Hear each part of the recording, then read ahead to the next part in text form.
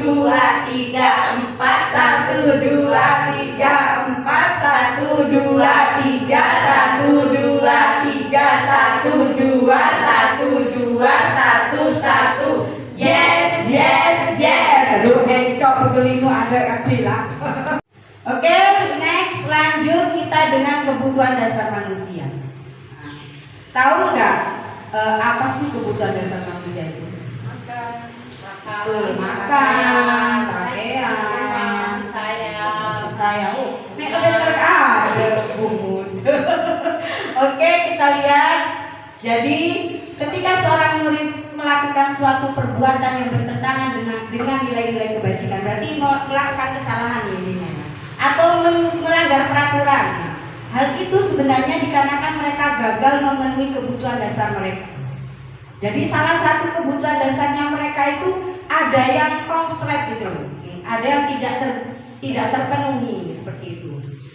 Nah, jadi apa kebutuhan dasar manusia? Betul tadi, kita butuh makan, minum. Nah, jadi untuk bertahan hidup, mereka juga butuh kasih sayang dan dapat diterima, kemudian penguasaan, kebebasan, dan kesenangan. Nah, jadi apalagi kita sebagai pendidik pastinya akan memenuhi banyak studi kasus, banyak masalah ya Mia di sekolah itu. Jadi kita sebagai pendidik itu bagaimana sih cara mengatasi anak-anak kita yang sedang bermasalah. Nah, ini kita akan belajar bersama. Kita akan sharing, berbagi, belajar tentang hal ini. Karena ini paling penting. Karena kalau di sekolah, kalau ingin efektif, kalau ingin nanti kedepannya baik, itu biasanya apalagi di tahun ajaran baru, itu kita menerima siswa baru yang karakternya bermacam-macam. Kemudian kadang mereka itu membawa masalah dari rumah. Nah, nyampe rumah kadang ada yang nangisan, ada yang suka mukul temannya. Nah, itu kalau bisa tahun depan ini kita pisah dulu anak yang bermasalah itu, jangan digabung dengan anak yang maksudnya yang sudah normal seperti yang lain. Jadi kita gali dulu apa sih penyebabnya anak ini seperti ini, kebutuhan apa sih yang tidak dia dapatkan gitu. Nanti kalau sudah siap baru kita masukkan ke kelas. Maka nanti kelas itu akan kondusif dan kegiatan-kegiatan akan berjalan dengan lancar. Nah, ini seperti studi kasus ya. Saya pernah kemarin menemukan tentang siapa namanya itu Rakil ini, itu dia itu selalu istiqomah dengan bangku mejanya. Jadi namanya mejanya, kursinya dia itu tidak mau berbagi dengan temannya. Jadi kalau ya itu terus gitu. Jadi kalau keduluan di tempat temannya, aduh lah temannya dipukul. Nah, jadi kemarin itu ketahuan, akhirnya kita sampaikan. Nah, untuk mengatasi masalah seperti ini, pastinya kita sebagai pendidik tidak ujung-ujung dipanggil kemudian, nah, aja bang, korsena kabi, kan kadang kita seperti itu. Nah, kita rubah gaya kita untuk mengatasi masalah. Bagaimana caranya? Nah, caranya yaitu dengan posisi kontrol, yaitu restitusi. Sudah pernah dengar nggak? Belum ya? Oke. Kalau belum pernah dengar, nih kita belajar sama-sama. Jadi ada 5 posisi kontrol restitusi. Yang pertama adalah sebagai penghukum. Jadi kita pendidik ini kalau punya masalah, kita termasuk ini enggak? Penghukum. Kalau anak bilang, "Kan abang, apa kacang sokolos sokos itu." Nah, itu pembelajaran kolonial. Penghukum. Kemudian pembuat rasa bersalah. Pembuat rasa bersalah itu kira-kira seperti apa? Ada yang tahu nggak? Bangci yang gara-gara betang dia rosak Nah, itu pembuat rasa bersalah. Kemudian guru itu sebagai teman. Nah, jadi diajak ngobrol, kenapa sih nak? Kamu kok seperti itu tuh kita sebagai teman. Kemudian pemantau. Jadi guru itu melihat kondisinya seperti apa. Kemudian kita sebagai manajer. Kalau sebagai ini harapannya kita sebagai guru itu yang diharapkan adalah sebagai manajer. Seperti apa sih? Nah, posisi kontrol restitusi. Jadi kemarin itu ketika saya menyelesaikan studi kasusnya dengan Mas Ragil ini, saya coba untuk melaksanakan 3 restitusi. Jadi ada 3 tahapan. Nah, seperti ini ya, pada waktu saya menyelesaikan studi kasus bersama Mas Rakil, itu saya mencoba untuk melakukan alurnya 3 restitusi. Yang pertama adalah menstabilkan identitas. Jadi guru itu ketika dia ngobrol dengan anak itu, misalkan saya ngobrol dengan Mas Rakil, itu saya langkah pertama gini, nggak usah takut, nggak apa-apa, semua anak pernah punya masalah, pernah melakukan kesalahan. Bunda juga pernah kok melakukan kesalahan seperti itu. Gitu. Jadi distabilkan dulu. Seorang ibu, anak itu kan kalau dipanggil pastinya takut kan. Aduh, udah rumah ya, udah rumah ya, bukan guru ya, gitu kan. Jadi dibikin santai dulu anak itu, gitu kan, diajak kita sebagai teman juga. Gitu. Jadi manajer itu menjadi guru sebagai manajer itu menjadi secara keseluruhan. Gitu. Nah, distabilkan dulu, baru kemudian yang kedua adalah validasi tindakan yang salah. Nah, setelah itu baru masuk ke masalahnya, ditanyakan. Tahu nggak kenapa kok dipanggil Bu Linda? Iya Bu, aku punya kesalahan ini. Apa sih kesalahannya? Nah, jadi dipancing. Kesalahannya tadi apa? Jadi anak itu kan bercerita. Jadi kita itu pengen tahu dulu alurnya. Kalau anak TK, kebanyakan kita itu kan dia suruh cerita dulu kan ya, Mi ya. Ayo cerita dulu. Gimana tadi ceritanya gini. Oh, seperti itu. Oke, kira-kira ada yang salah apa enggak ya? Gimana salahnya menurut Mas Rakil? Nah, seperti itu. Jadi ketika dia ya buang tadi salah. Nah, baru diingatkan yang ketiga tentang keyakinan kelas tadi itu nih. Nah, misalkan di kelas tadi kita semua barang milik bersama. Lupa nggak dengan keyakinan kelasnya apa? Iya, ternyata kursi itu milik bersama. Nah, setelah itu baru anak itu diminta, maksudnya kayak semacam perjanjian. Kira-kira mau memperbaiki nggak? Mau komitmen nggak dengan keyakinan kelasnya, seperti itu. Jadi caranya bagaimana? Aku mau minta maaf. Nah, akhirnya mereka melakukan. Nah, tapi namanya anak ya pastinya melakukan lagi ya. Tapi kita terus saja seperti itu. Akhirnya anak itu dengan sendirinya harapannya kita itu akan mendarah daging. Oh bahwasanya apa yang saya lakukan itu salah gitu loh. Jadi mereka tahu gitu positifnya. Tapi alhamdulillah ya sekarang kalau yang saya perhatikan kelompok B itu lebih banyak anak yang mandiri. Maksudnya sedikit kita menemui banyak kasus kan ya Mi ya. Kalau zamannya dulu kan lebih banyak kayaknya ya. Zamannya siapa itu? Daripada yang tahun ini gitu kan. Jadi dan alhamdulillah sebenarnya kita sudah melakukan ini ya. Cuma kita tidak tahu namanya, tidak tahu alurnya. Nah sekarang itu lebih ditertibkan gitu loh Mi. Ada alurnya ternyata. Mengatasi masalah itu ternyata ada alurnya step by step gitu. Kira-kira ada pertanyaan? Apa sudah paham di luar kepala semua? Kalau sudah paham semua, alhamdulillah sekali. Ayo Mi Mida ini biasanya paling banyak kasus di kelasnya Mida, dan Mida pakarnya ngaku kasus. Ayo Mida, gimana Mi? Ada cerita apa gimana? Gimana ya? Kalau sudah bertengkar, rebutan pensil, rebutan apa gitu, kasusnya kalau di kelas. Ya nanti suruh minta maaf. Iya. Yang kayak gitulah. Iya. Kebanyakan memang kita ujuk-ujuk langsung ya. Iya. Langsung ke poinnya. Iya. Padahal itu ada alurnya. Nanti itu bisa dilakukan ketika evaluasi, dipanggil, maksudnya pulang sekolah gitu biasanya. Seperti itu evaluasi. Kasusnya biasanya anak-anak itu toh. Iya, jadi memang dari situ nih baru Umi bisa selek. Oh, anak ini kebutuhan dasar yang tidak terpenuhi ini apa?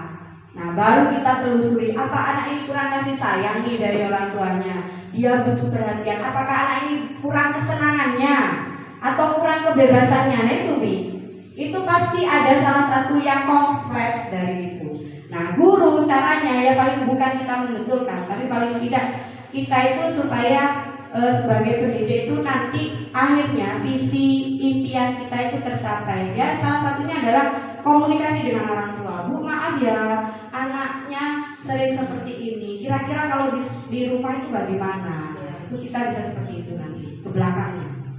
Kita pengennya nanti seperti itu. Apalagi di sini tuh mayoritasnya kampung ya Bu ya. Ya. Kampung dan dengan dengan gaya budayanya yang mereka dari sampah yang memang tanda kutip lah seperti itu kan, kebanyakan orang-orang sini yang ya. Ada lagi nih Pak? Apa kalau kita tanya gitu dan menyinggung perasaan orang tua itu? Enggak lah. Enggak. Karena itu sudah menjadi ya Bu ya. Ya.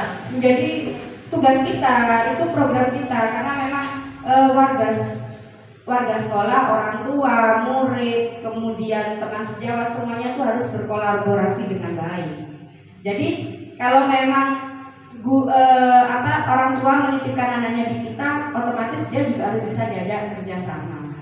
Jadi nanti kalau bisa kita komunikasinya lebih intern gitu loh ke orang tua. Ya. Gitu. Maksudnya kalau ada masalah, kalau memang kata Umi tadi anak ini terus berarti kan anak ini sering banget kan, bukan hanya itu, berarti anak itu ada yang salah satunya ada yang konslet, ada yang tidak terpenuhi seperti itu. Ada lagi Bu? Sudah? Oke, baiklah, alhamdulillah. Terima kasih sudah selesai ya. Mudah-mudahan rapat kita, pelaksanaan kita ini pelaksanaan perdana menjadi awal yang baik ya Mia. Nanti kita mungkin Bu, kita nanti agendakan setiap bulan lah, meskipun misalkan nggak jadi setiap minggu, kurang efisiennya karena dengan kesibukan masing-masing ya, punya tanggung jawab di sekolah madrasah, Bu Mus juga di MTS, saya juga ada amanah baru gitu kan. Nanti mungkin saling mengingatkan. Bulan ini yang kosong di hari apa, nanti diingatkan di grup gitu ya. Jadi itu juga buat pembelajaran saya, buat saya juga, saya harus banyak memperbaiki diri juga. Jadi butuh diingatkan dengan teman-teman di grup. Bu, ayo kita hari ini kita kumpul, ada evaluasi banyak, gitu, misalkan kayak gitu. Ya. Baik, demikianlah acara kita, kegiatan kita hari ini. Alhamdulillah, mudah-mudahan hal baru yang kita rembukan ini sekarang, kita buat musyawarahkan ini nantinya akan bisa berdampak positif buat lembaga kita. Saya minta maaf yang sebesar-besarnya apabila ada kekhilafan, baik disengaja ataupun tidak. Sebelum diakhiri, mana semangatmu? Ini semangatku. Tekan terus salah. Angkat.